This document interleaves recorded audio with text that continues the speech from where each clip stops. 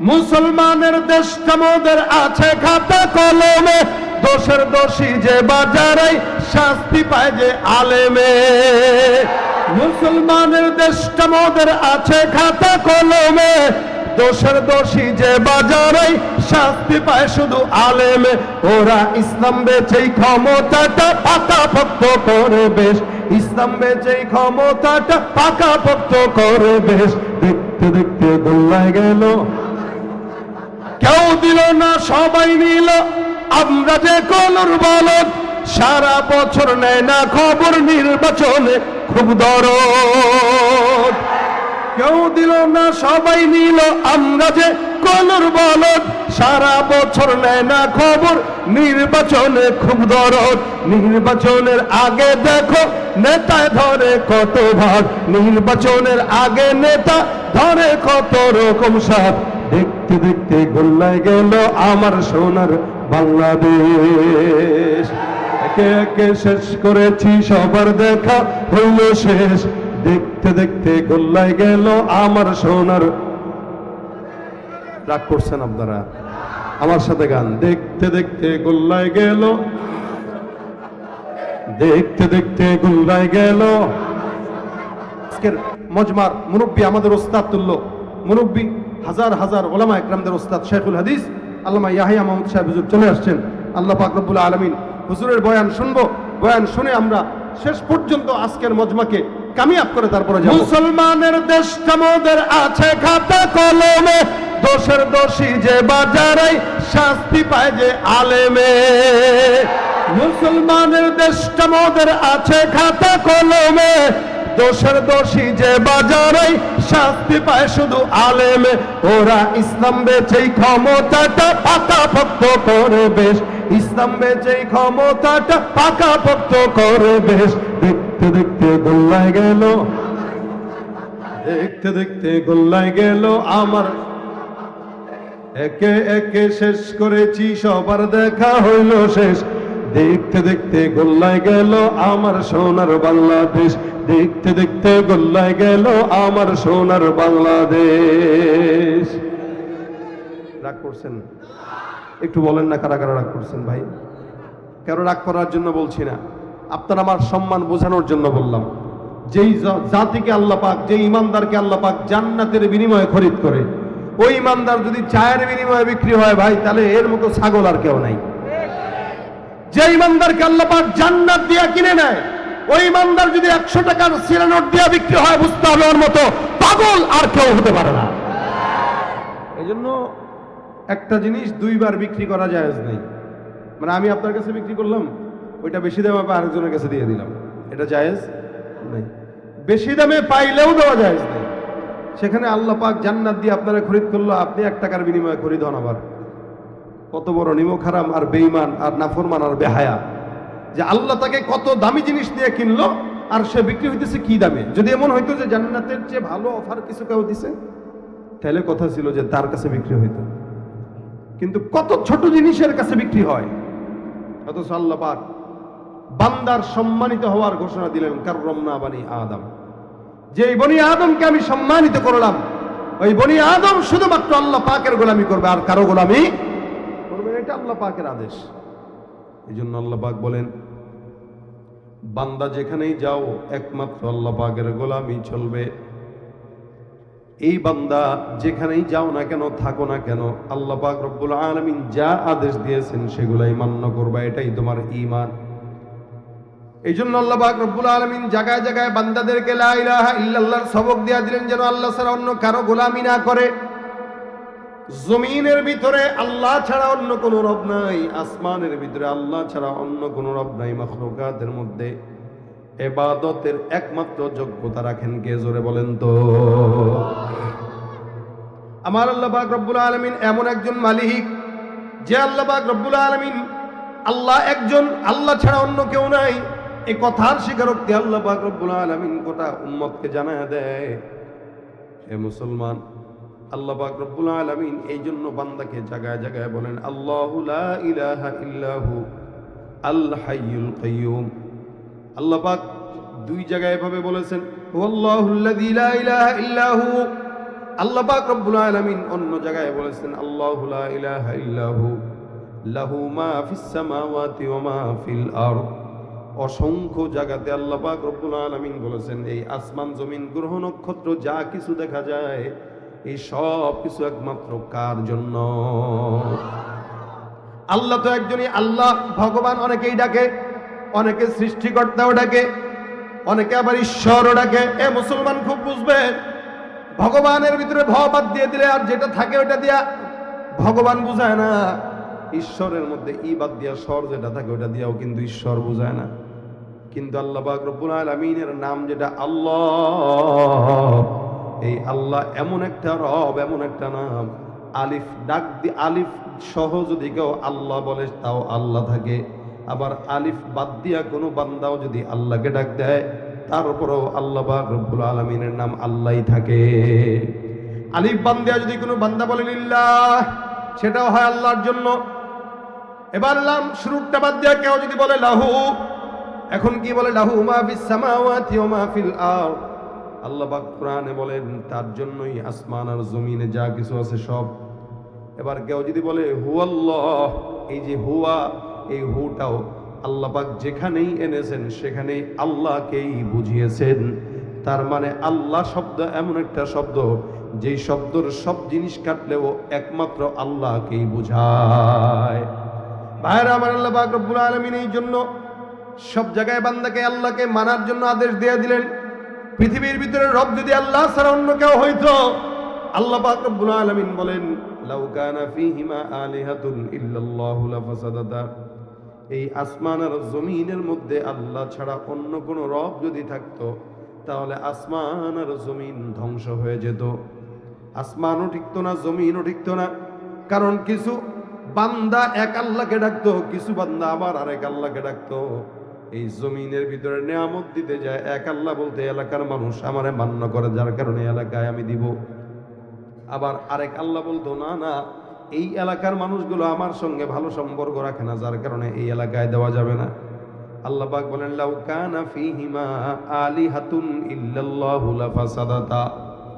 আমার আল্লাহ ছাড়া অন্য কোনো ইলাহ যদি এই দুনিয়ার মধ্যে থাকতো, আল্লাহ পাক বলেন আসমান জমিন ধ্বংস হয়ে যেত। যার কারণে আল্লাহ ছাড়া অন্য কোনো ইলাহ নাই।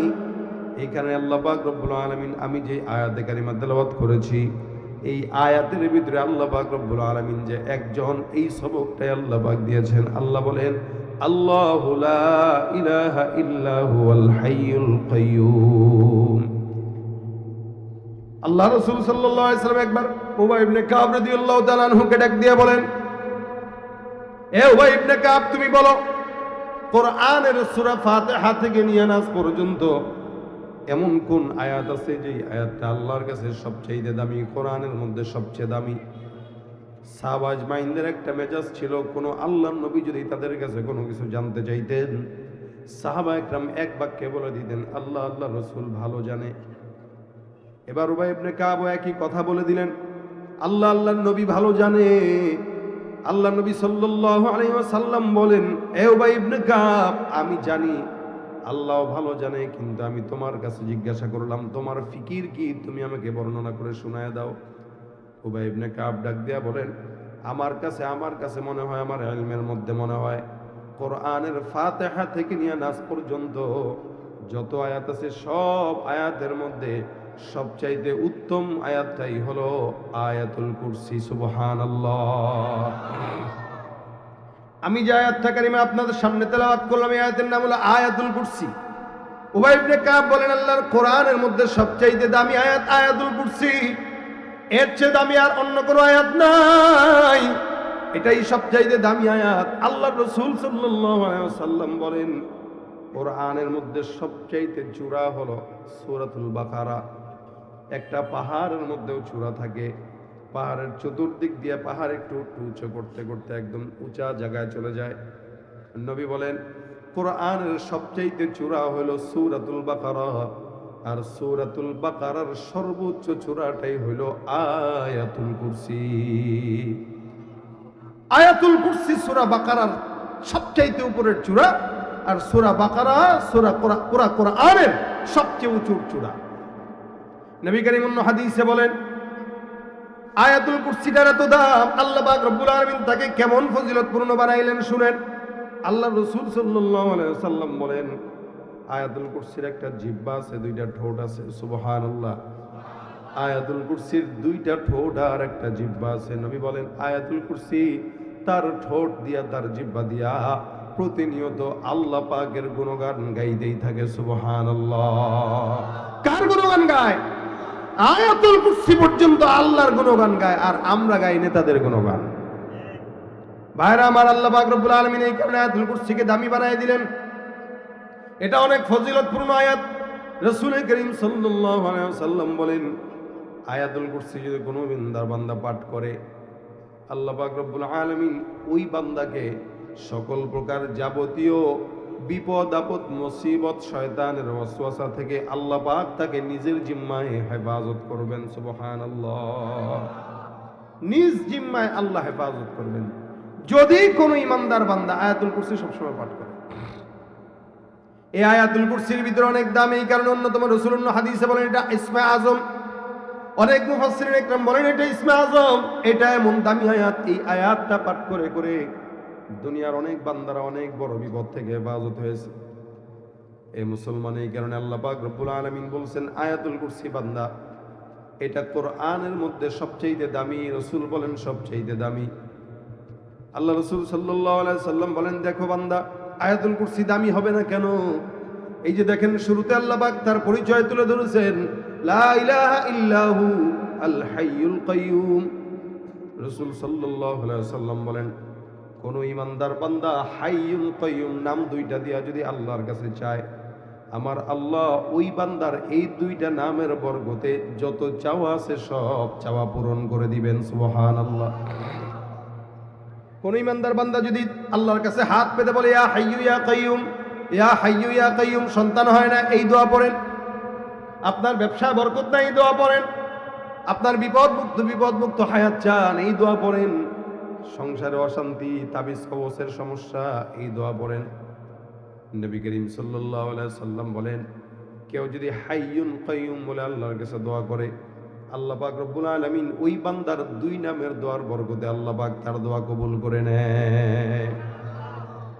হযরত আলী রাদিয়াল্লাহু তাআলা আনহু বলেন, আমরা বদরের যুদ্ধে যখন গেলাম, সাহাবা আজমাইনদের একটা ছোট্ট সংখ্যা, বদরের যুদ্ধে আমরা গেলাম। এরপরেও রমজান মাস, রমজানের মধ্যে আমরা যখন বদরের যুদ্ধ করার জন্য গেলাম, প্রস্তুতিও ছিল না। ওদিক দিয়া মক্কাবাসী কাফের বেঈমানরা 1000 আমাদের বিরুদ্ধে জিহাদের জন্য চলে আসলো। আমরা তাদের বিরুদ্ধে লড়াই করবো এমন কোনো তরবারিও নাই, আমাদের কাছে ঘোড়াও নাই, আমাদের কাছে অস্ত্র শস্ত্রও নাই। এই হালতের মধ্যে আমরা কি করব পেরেশান। আমি আমার পয়গম্বরের তাঁবুর ভিতরে আসলাম, আল্লাহ নবী সাল্লাল্লাহু আলাইহি ওয়াসাল্লামকে দেখলাম পয়গম্বর তাঁবুর ভিতরে সিজদার মধ্যে পড়ে পড়ে দোয়া করে, ইয়া হাইয়ু ইয়া কাইয়ুম। আমি আবার যুদ্ধের ময়দানে চলে গেলাম, আবার পয়গম্বরের কাছে এসে দেখলাম আমার নবী দোয়া করে, ইয়া হাইয়ু ইয়া কাইয়ুম। আল্লাহ নবী এই দোয়াটা করে করে আমার মাওলার কাছে চায়। আলী রাদিয়াল্লাহু তাআলা আনহু বলেন, আমি বারবার আমার পয়গম্বরের কাছে আসলাম যুদ্ধের ময়দানের অবস্থা বর্ণনার জন্য। আল্লাহর নবী সাল্লাল্লাহু আলাইহি ওয়াসাল্লামকে আমি এই দোয়াটাই পড়তে দেখলাম। নবী সিজদায় পড়ে পড়ে এই দোয়া করে আল্লাহর দরবারে কান্নাকাটি করে। এ মুসলমান নবীর উম্মতের দল, আল্লাহ পাক রব্বুল আলামিনের পয়গম্বর যখন এই দোয়া পাঠ করে, আলী বলেন আমি আবার যুদ্ধের ময়দানে চলে গেলাম। আমি এবার জিহাদের ময়দানে লড়াই করার জন্য যখন বের হয়ে গেলাম, সাহাবা আজমাইনদেরকে যুদ্ধের ময়দানে দেখলাম। এক একজন সাহাবা একরাম রোজা রাখা অবস্থায় এরপরও কেমন শক্তিশালীর সঙ্গে জিহাদ করে যাচ্ছে। আমার কাছে মনে হলো আল্লাহ পাক রব্বুল আলামিন মনে হয় এখন আসমান থেকে গায়বী খাজানা দিয়া আসমানের ফেরেশতাদেরকে সাদা পোশাকে যুদ্ধের ময়দানে পাঠিয়ে দিয়েছে। আল্লাহ পাক রব্বুল আলামিন বদরের যুদ্ধে সাহাবা একরামদের সঙ্গে, যুদ্ধের ময়দানে সাহাবা একরামদের সঙ্গে আল্লাহর ফেরেশতাদেরকে পাঠায় দেয়। আল্লাহ পাক বলেন, লাকাদ নাসরাকুমুল্লাহু বিবাদরি ওয়া আনতুম আদিল্লা।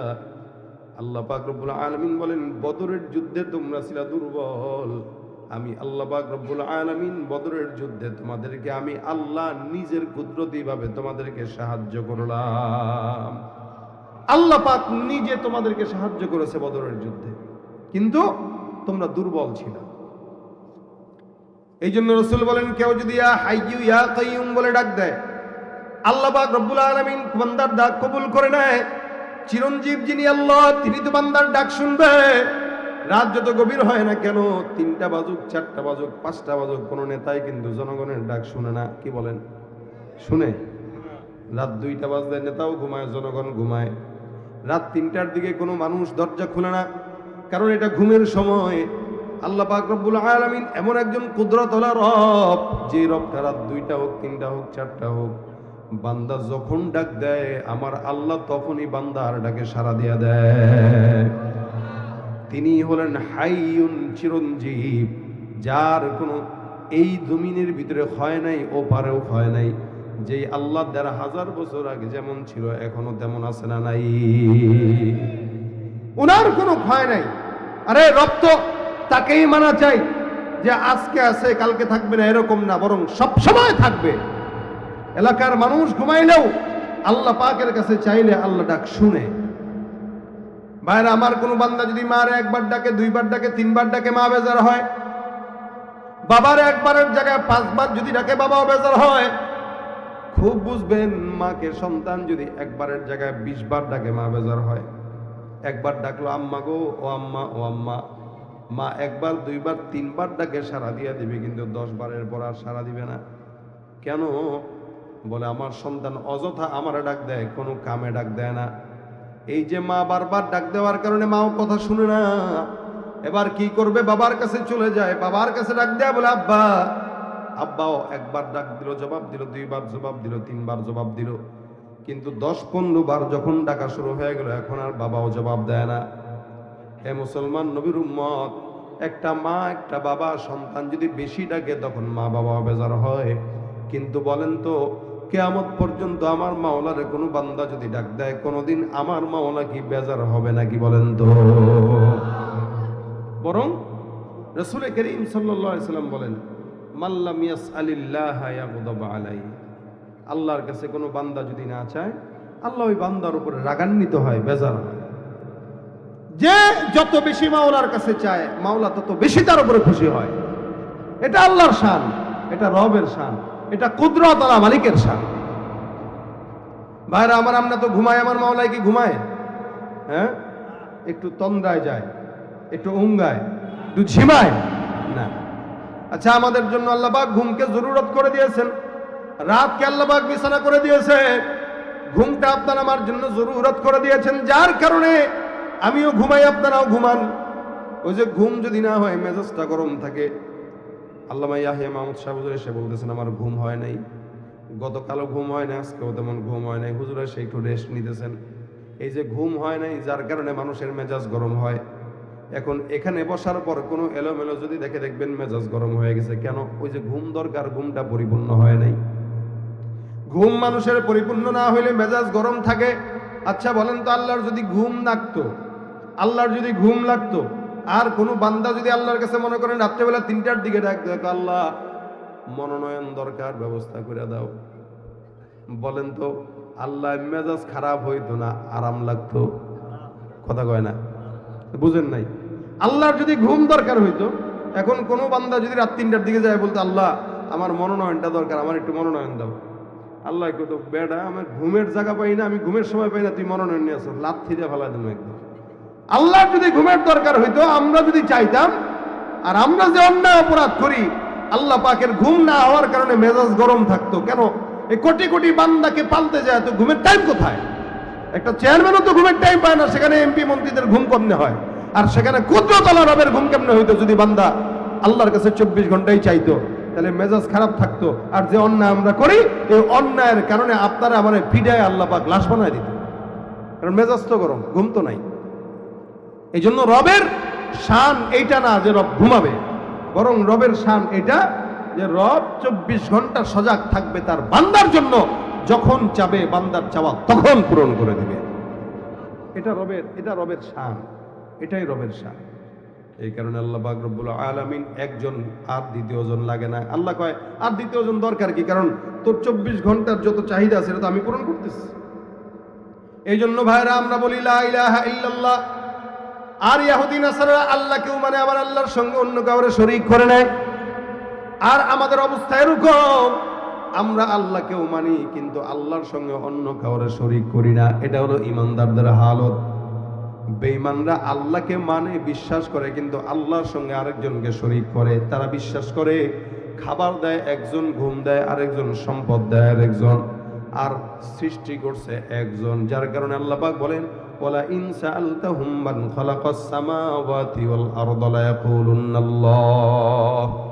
আমার আল্লাহ পাক রব্বুল আলামিন বলেন, যদি ইহুদি নাসারাকে প্রশ্ন করা হয়, ইহুদি নাসারাকে যদি প্রশ্ন করা হয় আসমান আর জমিন বানাইলো কে, এরা এক বাক্যে জবাব দিয়া বলবেন আল্লাহ বানাইছেন। যদি তাদেরকে প্রশ্ন করা হয় তোমাদেরকে বানাইলো কে, তারা বলবেন আল্লাহ। এ মুসলমান, আল্লাহকে তারা বিশ্বাস করে মানে, কিন্তু পেছ লাগায় আরেক জায়গায়। অন্য আয়াতে আল্লাহ বলেন অকালাতিল ইয়াহুদু উযাইরুন ইবনুল্লাহ ওয়াকালাতিন নাসারাল মাসীহু ইবনুল্লাহ। ইহুদিরা বলে হযরত উযাইর একজন নবী ছিলেন। ইহুদিরা বলে উযাইর হলো আল্লাহ পাকের সন্তান, নাউযুবিল্লাহ। আর যারা খ্রিস্টান তাদের ব্যাপারে আল্লাহ বলেন, ওরা বলে মাসীহ অর্থাৎ ঈসা, ঈসা হলো আল্লাহ পাকের সন্তান, নাউযুবিল্লাহ।